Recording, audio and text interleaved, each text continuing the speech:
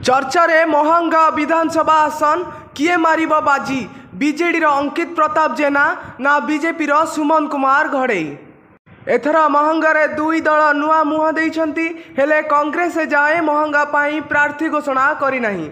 जदि कांग्रेस नुआ मुह दिए तेबे एठारे नुआ प्रार्थी मध्यरे टक्कर देखिबाकू मिली पारे। महंगारे एबे विधायक अछंती प्रताप जेना हेले बीजेडी एथर तांकू टिकेट न देई तांको पुओ अंकित को टिकेट देइछि। आसंतु जानिबा महंगा विधानसभा 2019 रे केते फलाफल रहितिला।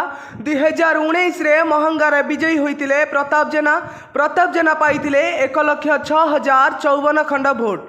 बीजेपी प्रार्थी शारदा प्रधान ठारू 29,585 भोट रे विजयी। बीजेपी रे शारदा प्रधान पाइतिले 76,469 भोट। तृतीय स्थान रे थिबा कांग्रेस रो देवेंद्र साहू 14,922 भोट पाइतिले। एथर प्रताप जेना को टिकेट देई नाही बिजू जनता दल। प्रताप को स्थान रे तांको पुओ अंकित जेना को बीजेडी टिकेट देइछि। ब्यूरो रिपोर्ट जागरण 24 न्यूज।